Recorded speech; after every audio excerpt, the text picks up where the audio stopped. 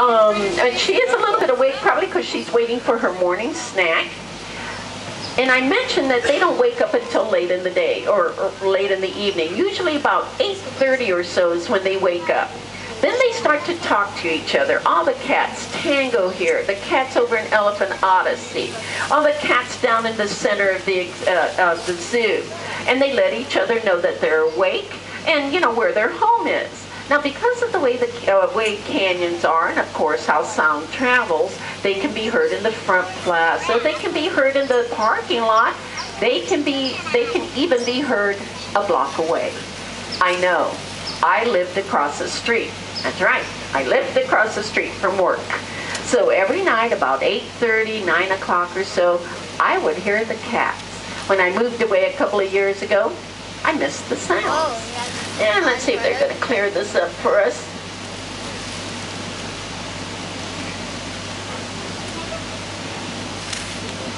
There you go. Now I'm going to pull up a little bit. It looks like he's going into this driveway. Oh my God.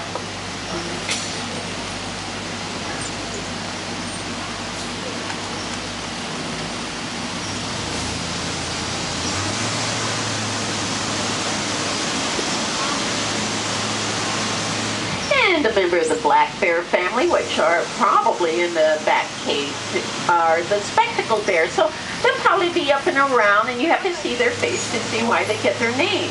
Because around their eyes they have a lighter coloring of fur. It looks like they're wearing white rimmed spectacles. I'm going to go for it, everybody. No two bear have the same markings. In fact, one in there has markings around one eye. It's wearing a monocle. Okay, look to the right. I'm going to point out a couple more plants. You're going to see a big one right next to us. They look like green squatty palm trees stuck in the ground. Those are cycads. They're also known as sago palms and are one of the most ancient of plants. Dinosaurs were munching on them. Here in San Diego a few years ago, there was a group of men that were yanking them out and digging them out of the front of homes and businesses to be resold in the black market. That's how valuable they are. And our palm trees. We've all been asked, why don't they have coconuts? These are desert palms, not tropical palms. Look to the right, you'll see a portion of Front Street. There you'll find wallabies, wombats, and kangaroos that live in trees. Now, I see our big brothers just came up front here in our urban jungle. Let's see where they're going to go.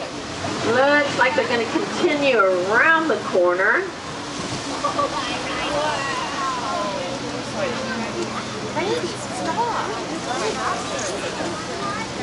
So I'm just going to pull alongside here. Now the rhinos that you see here are the greater single-horned rhinos. These are the rhinos that look like they have the armor plating on their body. We have two brothers, Saman and Sarat, and guess what? They're not full grown.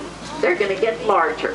Right now they're only about 3,700 pounds. In about another year and a half, 2 years, they will both weigh about 4,000 pounds.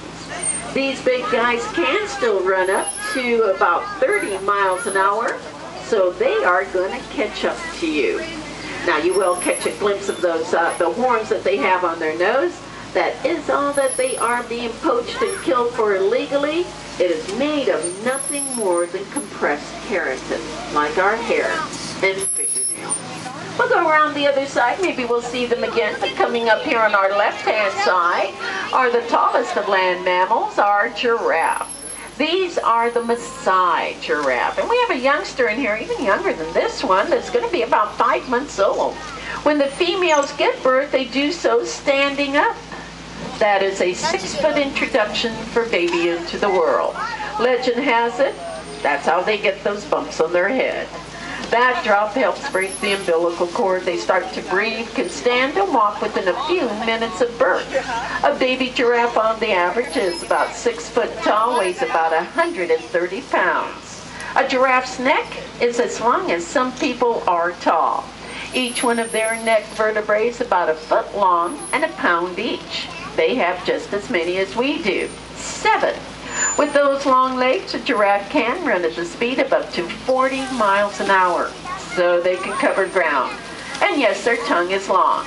It can be up to 15 inches long, and the first 10 inches of it is black to keep it from getting sunburned, just like nature's sunscreen. Now we also have some of our ambassador animals here, and you might catch a glimpse of Zari, our zebra, or Sophia, our miniature Sicilian donkey. They kind of venture out later on. We also have some red kangaroos, there are flamingos, there are red river hogs. These are animals, when they're the flamingos, they're kind of starting to venture out a little bit, that the behavioralists, the keepers, they will come out and chat about. You'll learn a lot about them, and again, you can ask any questions that you might have about those animals or any of the other animals that you see up here in this mesa. Now, let's come up here and we'll catch a glimpse of our rhino brothers again. When these guys are doing what brothers do, chase each other, horse around, they're playing around in here. Well, if you happen to be here when they're running around, chasing each other, and you put your hand on that railing, you will feel the vibration on the ground. That's how powerful they are. Now, before we leave the urban jungle, I would like to thank any members on board. Thank you for being a member, for supporting us, and for taking our tour. Many guests do not know that we're a non-profit organization. So by becoming a member, your entrance, even buying a t-shirt or a postcard, that money stays here on the ground and helps to support us and our conservation efforts, and we thank you. Looking to the right, you'll see Express Bus Stop 1. This is the closest stop to the offloading dock when you exit the bus. Our other Meerkat exhibit, again, they're going to be hunkered down in their tunnels. And there's another one, as I mentioned, over in Children's Zoo. We're going to be on our way to see our favorite marsupial, the koala. Other marsupials are kangaroos, Tasmanian devils, and possums. All these animals carry their youngsters in pouches after burying them. I am pretty sure you have never thought of calling a kangaroo or a possum a bear. Neither are koalas. They are marsupials, not bears. So if you're looking for a koala bear, you won't find them because, well, they don't exist. Also, they're not acknowledged. Now what you'll look for is what looks like a little ball of gray lint that's just kind of curled up and clinging to the branch. Let's see if they ventured out for us. Oh, look at them all the way to the right, underneath the heating element, just right underneath the canopy there. You're going to see one really well. Koala is an Aborigine word for no drink because that's what they don't do. They don't drink standing water, although they will when it's available. They get their moisture and nutrition from eating only eucalyptus. We have the largest collection of koalas outside of Australia and even loan some out to other zoos in the country. So you might check. Maybe your zoo has one of our koalas. So come up to the sidewalk, the bridge, and you can also peek into their bedrooms, these brown buildings here. They're not private, they're glass enclosed. Well, we're just about wrapping it up here. Start checking for your belongings, and I'll give you a few directions. When you exit the bus and you're on the sidewalk, make a right-hand turn, walk a few yards. If you left your stroller in the parking area, just walk across to pick up your stroller. Behind the flamingos is Lost Forest. Past the entrance and exit is our Discovery Outpost. Make a left on the sidewalk right alongside us. You'll see our Australian animals, the urban jungle with big animals, tall animals, and Express Bus Stop 1. Again, my name is Fuzzy. If you have any questions, I'll sure try to answer for you.